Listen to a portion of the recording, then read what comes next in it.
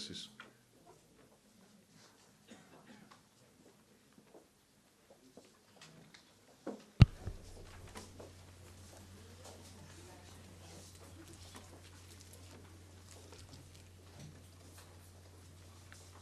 Κυρίες, κύριοι, βρίσκομαι στην ευχάριστη θέση ως παρουσιαστής και μόνο αυτής της εκδήλωσης να σας καλωσορίσω και να σας ευχαριστήσω εν πρώτης για την παρουσία σας. Όσοι ήθιστε και ακολουθώντας το πρωτόκολλο, καλωσορίζουμε τον Υφυπουργό Υγείας, τον συμπολίτη μας βουλευτή Νέας Δημοκρατίας, τον κύριο Κωνσταντόπουλο Γιώργο, εκπροσώπους των βουλευτών μας,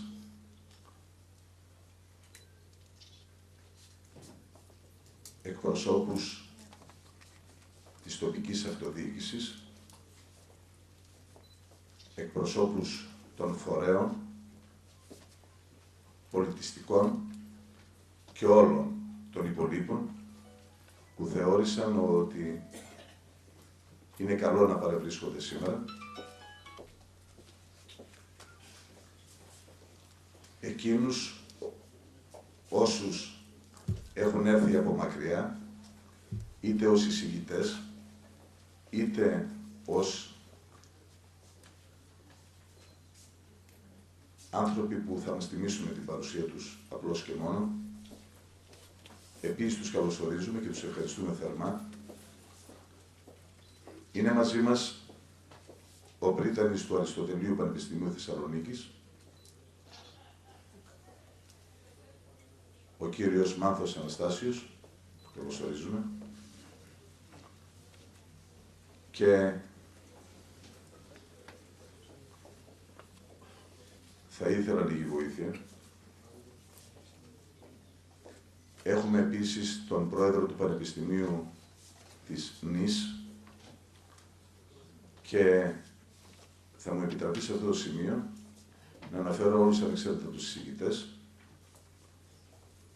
Θα επανέλθουμε στο πρωτόκολλο όταν θα διαπιστώσουμε, γιατί όλα μπορούν να σιγούν, την ανάγκη να αναφέρουμε όλους ανεξάρτητα. Η εκδήλωση που αποτελεί το πρώτο ιδρυτικό συνέδριο με θέμα και ζητούμενο το σχολείο του Ολύμπου, για το οποίο θέμα δεν είμαι εκείνος που θα πω τίποτε περισσότερο. Στο χρόνο που θα ακολουθήσει θα ακούσουμε όλους ανεξάρτητα τους εισηγητές, πολλά και ενδιαφέροντα πράγματα που ευχόμεθα να ορίσουν την απαρχή μιας γενικότερης αναβάθμισης ή, αν θέλετε, απλής και μόνο προσπάθειας να δούμε εκείνα τα όσα μας αξίζουν. Θα έχουμε λοιπόν την ευκαιρία να ακούσουμε. Πρώτος θα έρθει στο βήμα, αφού τον καλέσουμε, ο Δήμαρχος Παραλίας, ο οποίος αποτελεί τον οικοδεσπότη αυτής της προσπάθειας. Θα ακολουθήσει ο κύριος Νίκος Ικλόγλου, γιατρός ογκολόγος. Δεν θα χαρακτηρίσουμε το τι ακριβώς είναι ο κύριος Ικλόγλου, νομίζω ότι είναι ήδη γνωστό τη σπάση. Απλώς θα τον απολαύσουμε, θα τον ακούσουμε. Την δικηγόρο και δόκτωρα Κριστίνα Λατάνζη, η οποία είναι γενική γραμματεύς του Διεθνούς Πολιτιστικού Ιδρύματος Αριστοτέλειο, με έδρα τη Ρώμη. Πρόεδρος της είναι ο κύριος Ικλόγλου, τον οποίο προανέφερα. Το θέμα τους θα είναι ο μύθος πιο πραγματικός από την πραγματικότητα, γιατί να ιδρυθεί ένα πανεπιστήμιο κάτω από τον Όλυμπο. Σε αυτό θα ακούσουμε τον ιδρυτή, τον κοσμήτορα και ιδρυτή του European Schools of Economics, τον δόκτορα κύριο Στέφανο Ντάνα. Θα ακούσουμε επίσης τον αρχιτέκτονα καθηγητή και πρόεδρο του Συλλόγου Αρχιτεκτόνων Ιταλίας, δόκτωρα κύριο Αμεντέο Σιαταρέλα, και τον αρχιτέκτονα Βάλτερ Μάκη. Θα ακούσουμε τον πρόεδρο του New York College, κύριο Ηλία Φούτσι. Επίσης, τον πρώην Υπουργό Γερουσιαστή του Ιταλικού Κοινοβουλίου, δικηγόρο κύριο Τζιάννη Φωτάνα, και τον σύμβουλο του Υπουργού Παιδείας της Ιταλίας, καθηγητή κύριο Σαλβατόρε Μιτσικέ. Στη συνέχεια, τον μηχανικό δόκτωρα κύριο Μάουρο Σεντινέλη, μέλος της GSM Association. Επίσης, τον καθηγητή της Γεωφυσικής του Πανεπιστημίου Πατρών και πρόεδρο της Εταιρείας Μελέτης Αρχαίας Ελληνικής Μυθολογίας, κύριο Σταύρο Παπαμαρινόπουλο. Θα ζητήσουμε, επειδή έχουμε την τιμή να είναι κοντά μας, δύο λόγια από τον πρίτανη του Αριστοτελείου Πανεπιστημίου Θεσσαλονίκης, τον κύριο Μάθο Αναστάσιο. Είναι κοντά και ο κύριος Βρίτσιος Αριστοτέλης, πρόεδρος του Ινστιτούτου Αριστοτέλης, καθηγητής του Αριστοτελείου Πανεπιστημίου Θεσσαλονίκης. Ο κύριος Τραγιανός Χατσιδημητρίου, διευθυντής της γνωστής μας εφημερίδας Αγγελιαφόρος, επίσης θα μας πει δύο λόγια, και θα ακολουθήσει μια ανοιχτή συζήτηση, ώστε να μπορέσουμε όσοι από τους παρευρισκόμενους θέλουν να θέσουν ερωτήματα ή έστω σημειώσεις, παρατηρήσεις, σε χρόνο που εννοείται ότι δεν θα ξεπεράσει τον ανεκτό για όλους ανεξαίρετα.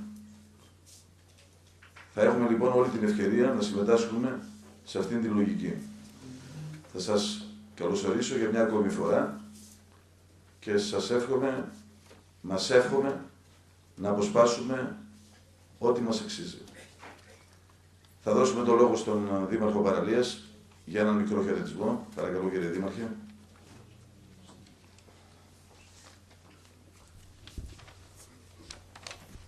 Εδεσιμότατε, κύριε Υφυπουργέ, κύριε εκπρόσωποι των βουλευτών, κύριε Νομάρχα, κύριε εκπρόσωποι του Νομάρχη, κύριε Νομαρχιακοί Σύμβουλοι, κύριε Δήμαρχοι, κύριε Δημοτικοί Σύμβουλοι, κύριε πρίτανη του Πανεπιστημίου Θεσσαλονίκης, κύριε Πρόεδρε του Πανεπιστημίου της Νης,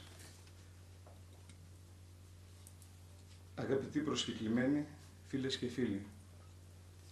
Σας ευχαριστώ όλους και όλες, τον καθένα και την κάθε μία προσωπικά, για την παρουσία σας εδώ και σήμερα.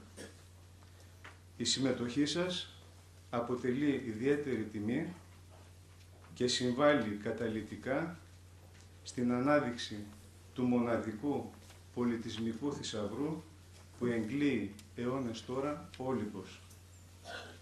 Ευχαριστώ τους αξιότιμους προσκεκλημένους μας που ήρθαν από την Ελλάδα αλλά και από άλλες χώρες για να διερευνήσουμε και να αξιολογήσουμε μαζί τις καλύτερες των προϋποθέσεων με στόχο την ίδρυση της Σχολής του Ολύμπου, ενός διεθνούς κέντρου ανωτάτων σπουδών, μυθολογίας, αρχαιολογίας και φιλοσοφίας. Η πρωτοβουλία μας αυτή αποτελεί επίσης πρόσκληση και ένα εφαλτήριο συνεργασίας για την τοπική αυτοδιοίκηση όλων των παρολύμπιων περιοχών της Πιερίας και της Λάρισσας και όχι μόνο, τα πανεπιστήμια Θεσσαλονίκης, Θεσσαλίας και όχι μόνο, και όλων των σχετικών φορέων, μη κυβερνητικών οργανώσεων και άλλων, με μοναδικό σκοπό και στόχο να ενθυμηθούμε το όραμα, το όνειρο του Ολύμπου και να αναδείξουμε και πάλι το μύθο, μέσα όμως από μια σύγχρονη πραγματικότητα. Σας ευχαριστώ όλους και εύχομαι επιτυχία στο στόχο της σημερινής μας συνάντησης. Να είστε καλά.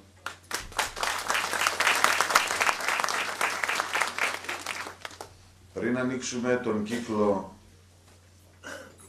των διαλέξεων, των εισηγήσεων, θα ήθελα έτσι τελείως ξεχωριστά να ευχαριστήσω, αυτή είναι η πρώτη ανάγκη, όλα ανεξάρτητα τα μέσα μαζικής επικοινωνίας του νομού μας, για το μεγάλο ενδιαφέρον που για μια φορά ακόμη για θέματα αυτού του τύπου έδειξαν και μας βοήθησαν υπέρμετρα σε αυτή την προσπάθεια. Τους ευχαριστώ όλους ανεξαίρετα.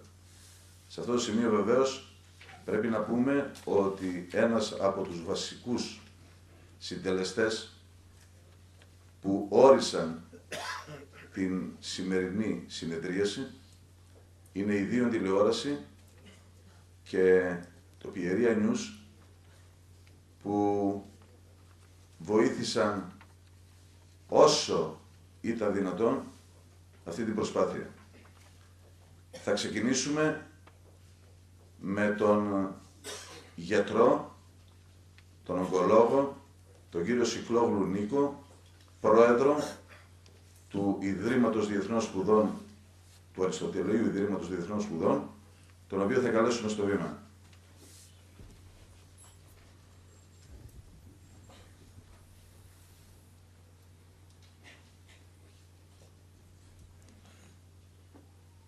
Μου ζητήθηκε να ανοίξουμε την συζήτηση με μία χαρακτηρισμένη φιλελληνίδα, την κυρία Χριστίνα Λατάντζη, Γενική Γραμματέα του Διεθνούς Πολιτιστικού Ιδρύματος του Αριστοτελείου, με έδρα τη Ρώμη. Θα μας πει δύο λόγια για την ανάγκη του φιλελληνισμού όπως αυτοί τον νιώθουν και αμέσως μετά θα ακούσουμε τον πρόεδρο του Ιδρύματος, τον κύριο Σικλόγλου.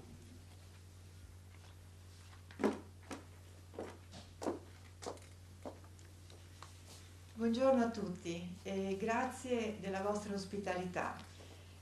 Io sono Cristina Lattanzi e sono il segretario generale dell'Aristotelion, un'associazione, un'organizzazione no profit italiana fatta su iniziativa del dottor Nico Sicloglu, ma fatta da italiani che amano molto la Grecia.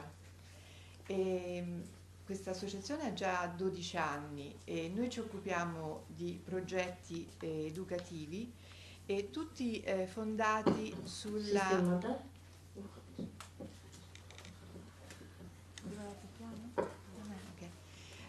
tutti fondati sulla base della cultura greca che è stata poi ripresa da quella romana e quindi è diventata la base della cultura occidentale di cui noi siamo orgogliosi.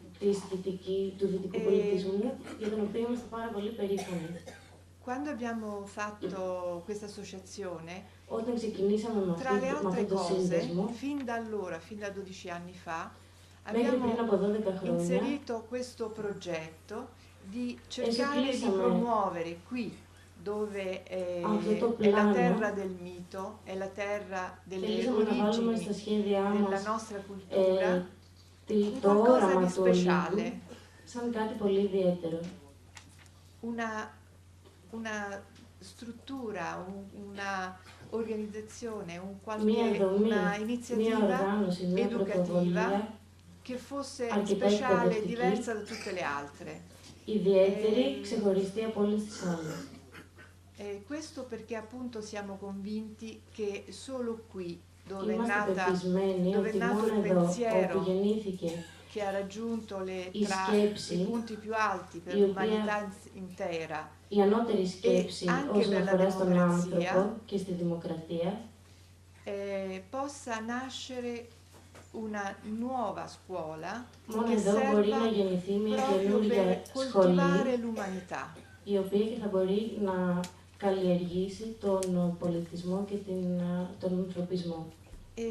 Questo è un nostro sogno che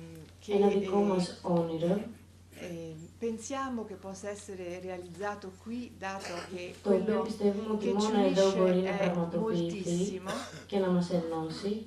Abbiamo visto in questi luoghi meravigliosi, nel sito archeologico, proprio come la cultura e il mito a questo punto, che è nato qui, che è diventata poi anche è stato ripreso ed è una continuità assoluta con la tradizione romana, e questo lo percepiamo anche oggi attraverso la vostra amicizia, attraverso la vostra accoglienza, e speriamo che ancora una volta l'idealismo greco possa trovare anche una spinta, un aiuto e un lancio attraverso il pragmatismo romano, affinché si possa dire ancora una volta che il sognatore è l'uomo, è colui che è quello che sa fare le cose più reali possibili. Poi penso che il professor Dante ce lo dirà. Quindi io mi auguro che le persone che ci hanno seguito in questo viaggio, insieme a me che sono appunto fondatrice dell'Aristotelium, abbiamo un altro socio fondatore e tanti amici che ci hanno aiutato nei progetti che nel campo culturale noi abbiamo fatto e facciamo, e quindi li abbiamo coinvolti e speriamo di offrire con ognuno di essi una riflessione sulle possibilità di realizzare questa cosa speciale che solo qui può nascere. Io ringrazio molto il sindaco della città di Παραλία che ha organizzato tutto questo, vi auguro a tutti di realizzare questo sogno meraviglioso. Grazie.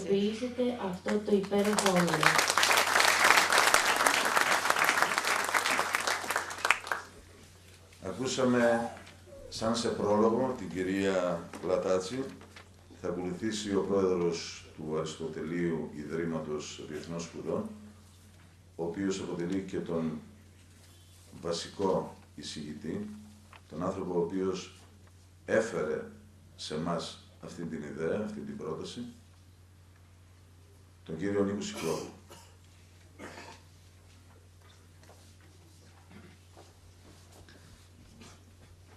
Φίλες και φίλοι, βλέπω την περιέργειά σας.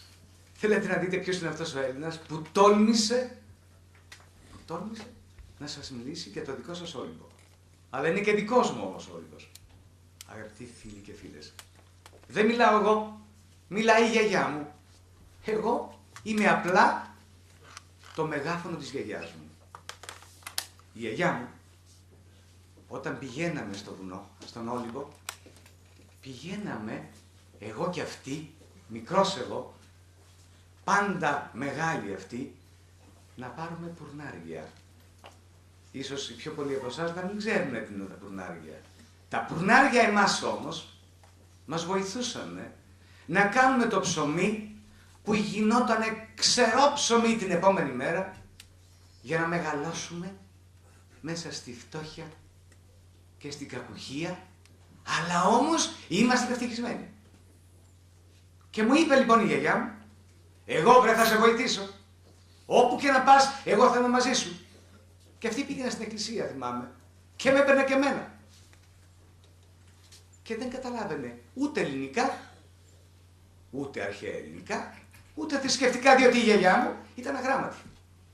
Και εγώ έλεγα, πώς πιστεύει τόσο πολύ, ενώ δεν καταλαβαίνει τίποτα, και αυτή μου έλεγε, εμείς τα κάνουμε όλα χωρίς να ξέρουμε τίποτα. Και σε κάποιο σημείο λοιπόν ανακάλυψα ότι ο κόσμος τα ξέρει όλα και δεν κάνει σχεδόν τίποτα.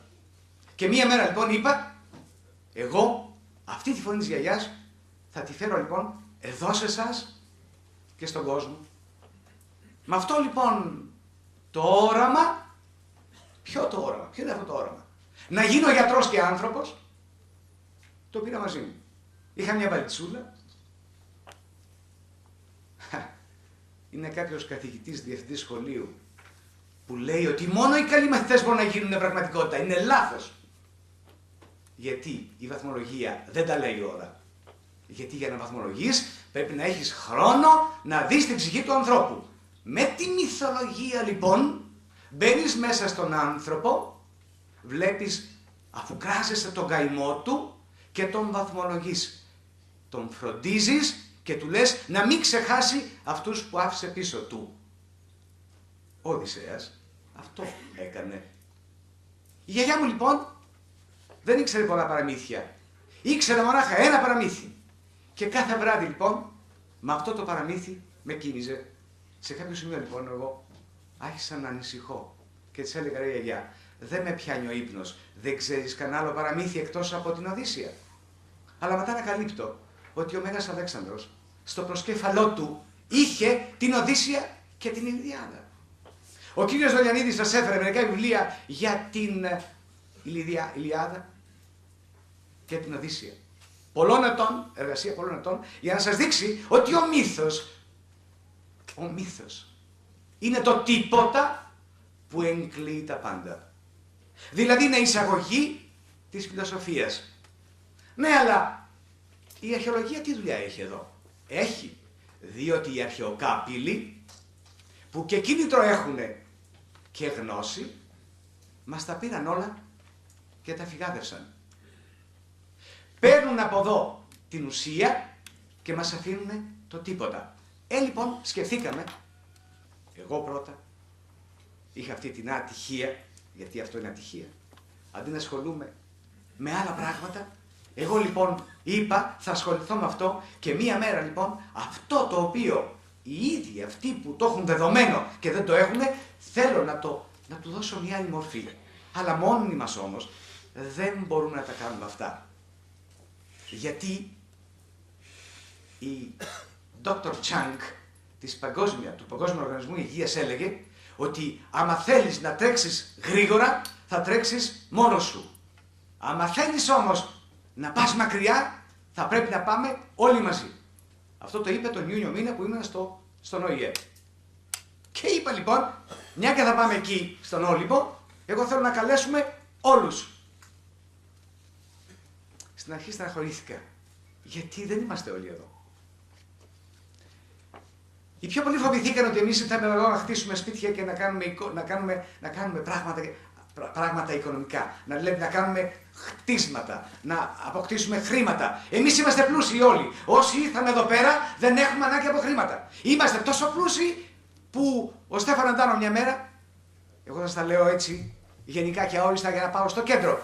Μια μέρα λοιπόν ήταν κάποιος από την Αθήνα, Δασκαλόπουλος αν θυμάμαι το όνομά του ήταν, και επειδή ήταν διακοπές σε ένα από τα ξενοδοχεία του, τον κεράσαμε λοιπόν σαμπάνια γιατί ήθελα να τον τιμήσω εγώ μέσα από αυτό το κίνημα και ήρθε να μας πει πόσο πλούσιος ήταν.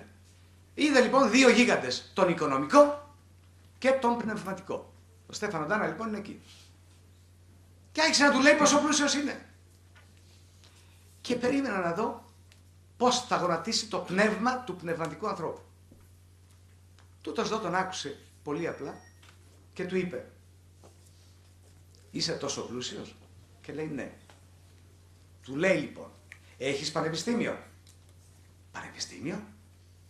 Του λέει, άμα είσαι πλούσιος και δεν έχεις πανεπιστήμιο, μάλλον φτωχός είσαι και δεν το γνωρίζεις. Αυτό έγινε το 1995. Και εγώ λοιπόν τότε άρχισα να λέω, η γιαγιά μου, να την πάλι ήρθε. Και τι μήνυμα μου έδωσε? Αφού λοιπόν έκανα εγώ το θαύμα το προσωπικό, αφού πήρα τόσα πολλά, πρέπει να δώσω.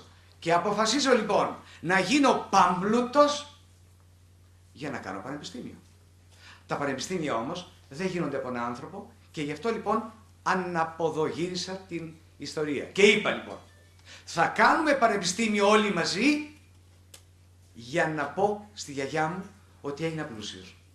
Διότι ο πλούτος δεν είναι αυτό που μας λένε κάθε μέρα τα μέσα μαζικής ενημέρωσης. Δεν είναι αυτά που μας λένε ότι πρέπει να σπουδάσεις αυτό για να κάνεις χρήματα, για να μάθεις εκείνο και να μπορείς να έχεις σπίτια, να έχεις λοιπόν υλικά αγαθά. Τα υλικά αγαθά επιταχύνουν τα όμορφα. Όταν απουσιάζουν τα όμορφα έχουμε πρόβλημα. Και έτσι λοιπόν εγώ είπα ότι θα καλέσω λοιπόν μέσα από ένα διεθνή οργανισμό και ένα μη κυβερνητικό οργανισμό, non-profit. Θα φέρω λοιπόν όλους αυτούς που γνώρισα στον κόσμο και ειδικά εκεί που ζω, δηλαδή στην Ιταλία, δηλαδή στη Ρώμη, θα τους μαζέψω, θα τους βάλω μέσα σε ένα σακί, θα τους φέρω εδώ και θα τους πω, θα σας πω ότι αυτοί εδώ σας αγαπάνε. Δεν θέλουν τίποτα από εσάς. Θέλουν μόνο να σας δώσουν. Αυτοί τα έχουν όλα. Δεν χρειάζονται τίποτα. Έχουν όμως την απόγνωση να σας δώσουν. Όπως οι νέοι σας έχουν την απόγνωση ότι θέλουν να πάρουν. Και επειδή το θέλω να πάρω σημαίνει ότι υπάρχει κάποιος που θέλει να μου το δώσει, εγώ λοιπόν προσπάθησα 15 χρόνια να φτάσω στο σημείο αυτό. Εδεσιμότατε. Όταν κατάλαβα ότι η ευγένεια της ψυχής, ότι δηλαδή η ντροπή και οι δέκτες ντροπής και η αλήθεια μπορούν αυτά τα απλά πράγματα να μπουν στον μύθο, να τα πάμε στους μαθητάς του σχολείου, για να πάμε στο πανεπιστήμιο, για να ολοκληρώσουμε τον κύκλο. Όταν λοιπόν κατάλαβα ότι αν δεν γίνει αυτό όλα είναι χαμένα, τότε λοιπόν αντελήφθηκα ότι η UNESCO 20 του Νοεμβρίου, αυτού του Νοεμβρίου, είπε ότι είναι η Παγκόσμια ημέρα φιλοσοφίας. Το ξέρετε αυτό? Μάλλον όχι. Ο Γενικός Γραμματέας, ο Ιαπωνέζος όμως, ευτυχώς δεν είχε διαβάσει πολλά πράγματα για την Ελλάδα. Και μας άφησε εμάς, τους Έλληνες, να καλέσουμε λοιπόν την UNESCO, να μας δώσει τις ευχές και την αιγίδα για να κάνουμε την Παγκόσμια ημέρα μυθολογίας. Και επειδή μας κάλεσα, και σας κάλεσε και εσάς όμως, να κάνετε κάτι πρακτικό, δηλαδή να εισαγάγουμε την φιλοσοφία στα δημοτικά και γυμνάσια, λένε αυτοί. Εμείς όμως λέμε ότι οι αρχαίοι Έλληνες μας είπανε ας αρχίσουμε από την soft philosophy που είναι η μυθολογία και σιγά σιγά λοιπόν επειδή μύθος και φιλοσοφία είναι η ίδια γραμμή να αρχίσουμε λοιπόν από τα όμορφα πράγματα γιατί ο μύθος λέει ωραία πράγματα και μαγεύει τους μικρούς και τους μεγάλους ώστε λοιπόν η μυθολογία να αρχίσει από τα μικρά παιδιά και να πάει σε επίπεδο υψηλότερο και μεγαλύτερο που κλείνεται όλος αυτός ο κύκλος με την φιλοσοφία. Άρα λοιπόν αυτοί μας άφησαν εμάς την ευκαιρία, αυτό το πανεπιστήμιο είναι πανεπιστήμιο, θα είναι πανεπιστήμιο και θα έχει καθηγητάς από όλη την Ιφίλιο, οι δήμονες από όλη την Ιφίλιο. Αυτό λοιπόν το πανεπιστήμιο θα έχει την αιγίδα της UNESCO, θα διδάσκεται λοιπόν η μυθολογία σε όλα τα μήκη και πλάτη από την αρχή για να συμπληρώνουμε την φιλοσοφία και κατά συνέπεια. Αφού λοιπόν ο μύθος γεννιέται στον Όλυμπο και αφού λοιπόν το trademark, αυτό το όνομα δεν χρειάζεται διαφήμιση, αυτό λοιπόν το πράγμα εμείς το παίρνουμε και πάμε στο παραπάνω, στο επόμενο βήμα. Το επόμενο βήμα λοιπόν ποιο είναι? Να φέρουμε τους ειδήμονες. Ο Αμεδέος Καταρέλα με ευχαριστεί που τον έφερα εδώ, διότι λέει ότι μεγαλώνει. Είδε τον Όλυμπο και μεγάλωσε. Τρελάθηκα. Βλέπει τον Όλυμπο και μεγαλώνει. Εμείς τον βλέπουμε και μικραίνουμε. Είναι τρομερό αυτό. Διότι κάνουμε χαρακίρι στον Όλυμπο. Να κάνουμε δρόμους, να κάνουμε σκι. Όχι, εμείς θέλουμε το πανεπιστήμιο να μην πειράξει το Ιερό Βουνό. Το πανεπιστήμιο αυτό, με τη βοήθεια των αρχιτεκτόνων της Ελλάδος, των Ρωμαίων της Ευρώπης, θέλουμε να μας βοηθήσει να μην πειράξουμε το Ιερό Βουνό. Αλλά να πάμε εκεί που είναι οι άνθρωποι εκτός τυχών, δηλαδή εσείς, που πονάτε, που δεν έχετε δρόμους, που δεν έχετε υποδομές, να καλέσουμε λοιπόν σε διεθνή διαγωνισμό τη διεθνή κοινότητα να μας κάνει 10 εκθέσεις και εγώ δεσμεύομαι σαν Διεθνές Πολιτιστικό Ίδρυμα να κάνουμε αυτό το διαγωνισμό με δικά μας χρήματα, όχι με δικά σας, να μας μιλάνε, να μας μελετάνε, να λένε για μας απίθανα πράγματα ένα χρόνο, 14 μήνες, 16 μήνες, θα εξαρτηθεί από εσάς. Δηλαδή σε όλη την Ιφίλιο θα μιλάνε για μας, ώστε λοιπόν να βραβεύσουμε εδώ τις 10 καλύτερες εκθέσεις. Θα πάρουμε την καλύτερη, θα ζητήσουμε λοιπόν αυτό να είναι δώρο στην τοπική αυτοδιοίκηση. Αυτούς στέλνουμε. Η τοπική αυτοδιοίκηση να κάνει πράγματα και θαύματα. Τοπικά και γενικά. Διότι ο ΙΕ λέει ότι ο ρόλος της τοπικής αυτοδιοίκησης είναι πάρα πολύ σημαντικός. Απορώ και λέω. Κάποιοι μου είπαν ότι ενδιαφέρονται για τον τόπο. Εγώ εδώ δεν βλέπω πρόσωπα που γνώρισα αλλού σε άλλα συνέδρια εκτός Ελλάδος. Πού είναι οι δήμαρχοι? Αυτοί οι άλλοι. Η ερώτησή μου δεν είναι προκλητική. Εγώ στεναχωριέμαι που θα είχαν την ευκαιρία να μάθουν τι είμαστε εμείς και γιατί είμαστε εδώ. Διότι άμα δεν μάθουνε, θα μας κάνουν κριτική.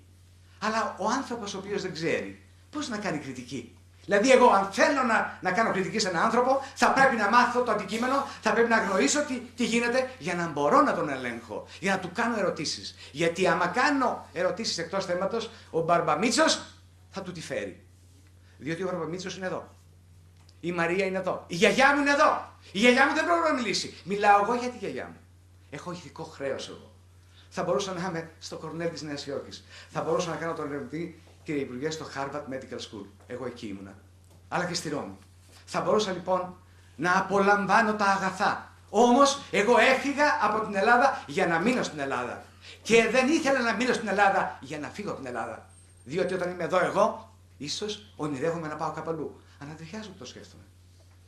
Η μάνα μου λέει, και αυτή αγράμματη, έλεγε στον πατέρα μου, αυτός ρε, αυτός. Το σώμα του είναι στη Ρώμη, η ψυχή του είναι εδώ. Ναι, το κακό είναι ότι εγώ είμαι εδώ. Αλλά εγώ όμως δεν θέλω τίποτα από εσάς. Θέλω μονάχα αυτούς που θα έρθουν να σας πούν το συμπλήρωμα, να τους αγαπήσετε λίγο.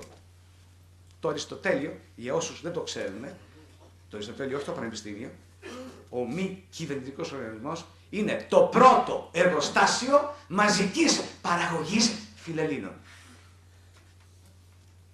Η Όλγα Ισραντοπούλου, γενικός γραμματέας του ΣΑΕ, μου είπε να σας χαιρετήσω. Ήταν άρρωστη, θα ερχόταν εδώ. Το Συμβούλιο Αποδήμου Ελληνισμού έχει χιλιάδες επιστήμονες από την Ιφίλιο. Άρα λοιπόν θα ενταχθούν στην τοπική σε εσάς, θα υποταχθούν, γιατί το θέλουν για να βοηθήσουν την τοπική αυτοδιοίκηση αρχής γενομένης από τον Όλυμπο. Δηλαδή εσείς έχετε 30.000 τουλάχιστον γιατρούς και 60.000 επιστήμονες που διαπρέπουν ανά την Ιφίλιο, που και αυτοί έχουν τον πόθο του νόστου, όπως τον είχε και ο Οδυσσέας. Ο Οδυσσέας όμως, όταν γύρισε στην Ιθάκη, επειδή ήταν ογκόλιθος και είχε δημιουργούσε πολύ μεγάλη σκιά, είπε λοιπόν στον Τηρεσία, όχι της Εφορίας, τον Τηρεσία εκείνον που ήταν κάτω στον Άδη, και άμα θα πάω, τι θα κάνω βρε εγώ εκεί, είπε ότι η σκιά σου θα επισκιάσει τον Τηλέμαχο, τον νέο, άρα λοιπόν θα πρέπει να φύγεις την επόμενη μέρα. Γιατί? Γιατί οι γέροντες, οι σοφοί, τους χρειαζόμαστε. Τους θέλουμε όμως μετά να έχουν επίγνωση, να δίνουν στους νέους τη δυνατότητα να κάνουν. Γιατί αν είναι και αυτοί εκεί, οι μικροί λοιπόν φοβούνται και δεν κάνουν τίποτα. Κατά συνέπεια, το σχολείο αυτό που θα έχει δομή πανεπιστημιακή, που θα έχει λοιπόν τους αρχιτέκτονες που θα μας βοηθήσουν, που θα έχει τους πολιτικούς που έχουν διασυνδέσεις και θέλουν να μας βοηθήσουν, το ΣΑΕ που θέλει να μας βοηθήσει, τους Ιταλούς ανά την Ιφίλιο, οι οποίοι είναι δεμένοι με τους Έλληνες ανά την Ιφίλιο. Θα έχουμε λοιπόν τον Σεντινέλη, ο Μαύρος Σεντινέλη. Αν λοιπόν εσείς έχετε τηλέφωνο κινητό, το οφείλετε και σε αυτόν τον άνθρωπο. Τον θεωρούν τον άνθρωπο GSM, έτσι λέγεται αυτό το σύστημα. Και αν πάτε στην Αμερική, δεν θα πρέπει να πάρετε άλλο τηλέφωνο. Γιατί τον έφερα αυτόν εδώ πέρα? Διότι έχει εκατομμύρια. Παράδες. Πολλές παράδες. Όχι ο ίδιος. Η GSM Association. Και μια μέρα του είπα, αγαπητέ φίλε, θέλω να έρθεις γιατί παράλληλα με το πανεπιστήμιο το οποίο θα χτίσουμε, αν μας επιτρέψετε ή αν δεν μας επιτρέψετε να το κάνουμε, θα το χτίσουμε. Βοηθήστε μας να το κάνουμε γρήγορα, να μην χάνουμε άλλο χρόνο. 15 χρόνια είναι πάρα πολλά. Του είπαμε λοιπόν να κάνουμε το Virtual University. Δηλαδή, ενώ θα χτίζουμε το πανεπιστήμιο και ενώ θα κάνουμε λοιπόν τον διαγωνισμό, ήδη από μεθαύριο, αν μας το επιτρέψετε, θα κάνουμε το εικονικό πανεπιστήμιο, γιατί εγώ θέλω τον κύριο Δολιανίτη, θα σας ζητήσω να κάνετε κάτι, δεν ξέρω αν μπορείτε να το κάνετε. Θέλω λοιπόν τα βιβλία του όλα, έχει 75.000 βιβλία και του λέω, πού θα τα πας αυτά τα βιβλία αγαπητέ Γιώργο? Πρέπει να τα δώσεις κάπου. Δώρισέ μας 75.000 βιβλία αμύθιτης αξίας υπό δύο μορφές. Ή δώστα να γίνει μια βιβλιοθήκη στην Κατερίνη, ή θα μας δώσει την εικονική μορφή. Έρχεται λοιπόν ο κ. Σεντινέλη και λέει ότι ναι, υπάρχουν ερευνητές σαν την Ιφίλιο που θα έρθουν εδώ να κάνουν το σκάνερ, αυτό λοιπόν, για να μπορέσει λοιπόν με τη βοήθεια 200 χωρών, γιατί αυτοί είναι 200 χώρες, και έχουν λοιπόν μια foundation που έχουν πολλά εκατομμύρια. Αλλά όμως μου είπαν εμένα ότι το χρυσάφι αυτό δεν μπορείτε να το πάρετε άμα δεν έχετε γάντια αμοιάντου. Το πανεπιστήμιο αυτό λοιπόν είναι το γάντι αμοιάντου για να πάρουμε τα χρήματα, τη βοήθειά τους και τη συμβολή τους. Κατά συνέπεια, τα βιβλία αυτά που έχει ο κύριος Δολιανίτης θα τα περάσουμε λοιπόν στο κομπιούτερ και ήδη το Πανεπιστήμιο, που ακόμα δεν έγινε, θα αρχίσει να λειτουργεί από το γράμμα Α ή από τον Όμηρο ή από το μύθο που γεννιέται εδώ. Υπάρχει λοιπόν κάποιος άλλος κύριος που το γνώρισα χθες, αλλά ήμασταν μαζί στο στρατό, ο οποίος έχει μερικά πανεπιστήμια. Γιατί πιο πολύ θα μας πείτε, και πώς θα το κάνετε το πανεπιστήμιο. Αυτοί έχουν, ο ένας έχει 8 πανεπιστήμια και ο άλλος έχει 5-6 πανεπιστήμια. Αυτοί έχουν πανεπιστήμια και έχουν ανθρώπους από 40-70 χώρες και στην Ελλάδα και στην Πράγα και στη Ρώμη και στο Λονδίνο κλπ. Και λέμε, εγώ δεν μπορώ να χτίσω σπίτι, δεν ξέρω πώς να το κάνω, ούτε εσείς. Λέμε σε αυτούς λοιπόν, ελάτε να μας πείτε πώς χτίζετε ένα πανεπιστήμιο. Καλούμε όμως και τον πρίτανη του Πανεπιστημίου της Θεσσαλονίκης, όχι να μας σκοτώσει, να μας βοηθήσει. Δηλαδή, καλούμε την πολιτεία, τη δομή της πολιτείας, να μας βοηθήσει, να σας βοηθήσει. Διότι ο Σωκράτης έλεγε ότι έστω και αν μπορέσω να πάω να δω τον αχυρώνα ενός άλλου κράτους, αυτό είναι πολιτισμός, είναι παιδεία. Εμείς λοιπόν, εγώ το όνειρό μου είναι να κάνουμε τα πανεπιστήμια με τη βοήθεια των ειδημόνων, ώστε λοιπόν τα Ελληνόπουλα, κατά συνέπεια, εγώ θέλω να είναι πρώτα τα Ελληνόπουλα, αλλά επειδή εγώ γνωρίζω το πνεύμα το ελληνικό, της ζήλιας και του φθόνου, θέλω λοιπόν να μπορέσουν τα Ελληνόπουλα, κατά συνέπεια, να έρθουν, να ενταχθούν, να κάνουν το όνειρο πραγματικότητα με τη βοήθεια αυτών. Αν έχετε κι άλλους, εμείς δεν θα αποκλείσουμε κανέναν. Θέλουμε λοιπόν όλους μηδενός εξαιρουμένου, ακόμα και τα μυρμήγκια, να έρθουν να μας βοηθήσουν, να σας βοηθήσουν, διότι εμείς ό,τι ήταν να κάνουμε το κάναμε. Βλέπω τον Ευγένιο να έρχεται προς το μέρος μου. Καταλαβαίνω ότι πρέπει να τελειώνω εγώ για να δώσω χώρο στους άλλους. Όμως θα κλείσω, γιατί θα πούμε και άλλα πράγματα, γιατί αυτή είναι μόνο η αρχή. Θα κλείσω λέγοντάς σας ότι όταν εγώ πήγαινα στη Νέα Υόρκη, εκεί σπούδασα στο Cornell University που ήταν ο George ο Παπα-Νικολάου που έκανε το pap test και εμένα με βοηθούσαν οι φιλέλληνες χωρίς να μου το λένε, γιατί εκεί ήταν ο Γιωργάκης ο Παπα-Νικολάου και είχε μια εικόνα που ήταν από την Εύη της Ευβοίας. Εγώ λοιπόν, όταν πριν πάω στην αίθουσα για να παρακολουθήσω μαθήματα, πήγαινα λοιπόν και προσκυνούσα σιωπηλά στο γεροντάκο το Γεώργιο Παπα-Νικολάου, ο οποίος έλεγε αλήθειες μεγάλες για το pap test, αλλά για 20 χρόνια λέγανε ότι ήταν παραμυθάς. Δεν ήταν παραμυθάς. Όταν λοιπόν ήμουνα εκεί και ο Κώστας ο Γκράτσος της οικογένειας ο Νάση μου είπε, όταν με δέχτηκε στο Olympic Tower που είναι κοντά στο Σαν Πάτρικ, δηλαδή κοντά στο Rockefeller University, στο Rockefeller Center, μου είπε λοιπόν, τρώγοντας, τσιμπώντας ένα στεφυλάκι, δεν μπορούσε να φάει και πολύ γιατί είχε κάποια ηλικία, μου είπε λοιπόν ότι εγώ είμαι πολύ πλούσιος και νόμιζα ότι με δούλευε. Μετά ανακάλυψα, από το 82 μετά ανακάλυψα ότι έλεγε αλήθεια. Και ξέρετε λοιπόν τι έπαθα. Εγώ πήγαινα και φωτογραφούσα τους ανθρώπους που κάνουν πατινάζ στο Rockefeller Center. Εκεί λοιπόν είχε ένα άγαλμα, όμορφο, λαμπερό. Και δεν ήξερα ποτέ τι ήταν αυτό. Και μια μέρα ένας Αμερικάνος, ο πρόεδρος των δικαστών της Αμερικής, μου λέει, πήγες να δεις, λέει, τον Προμηθέα. Τον Προμηθέα, πού? Στο Rockefeller Center. Μα πού? Ρε παιδί μου, λέει, αυτό το άγαλμα είναι ο Προμηθέας. Ο Προμηθέας ο οποίος αποφάσισε να κλέψει τη φλόγα από τον Όλυμπο για να τη δώσει στους ανθρώπους για να καλλιεργήσουν το μυαλό τους και την επιστήμη. Εγώ λοιπόν κλέβω το μύθο από όπου μπορώ και θέλω λοιπόν τη βοήθειά σας, την αγάπη σας, να φροντίσετε αυτούς τους ανθρώπους, γιατί εγώ είμαι συνηθισμένος χωρίς εσάς. Εγώ όμως θέλω να μην τους σκοτώσετε, να μην τους λιθοφολήσετε, να τους κάνετε ερωτήσεις, να τους βοηθήσετε, να μας βοηθήσουν και εγώ θα σας είμαι πολύ ευγνώμων, όχι εγώ, η γιαγιά μου. Ευχαριστώ πολύ.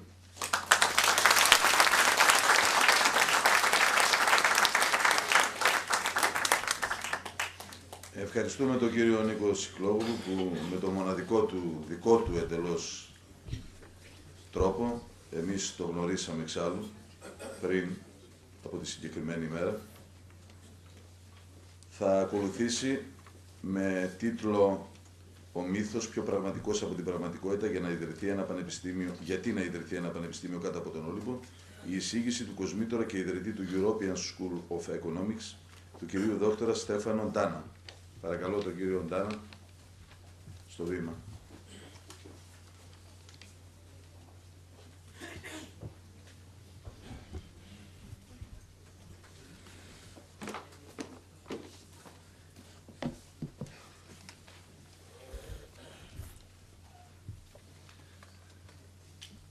Vorrei subito ringraziare Θα ήθελα να ευχαριστήσω il αμέσως sindaco di Parelia το Δήμαρχο της Παραλίας per l'invito e per la cortesia, tutte le gentilezze che ci ha rivolto, che ci ha usato, και όλη την ευγένεια με την οποία μας δέχτηκε, gli amici che sono venuti con me per questo progetto, βρίσκονται εδώ πέρα και μας βοηθάνε σε αυτό l'amico το Nikos σχέδιο, che σε αυτό το ha όραμα, voluto che τον fossi φίλο qui, τον Νίκο, ο οποίος θέλησε να έρθουμε, να παραβρεθούμε εδώ πέρα.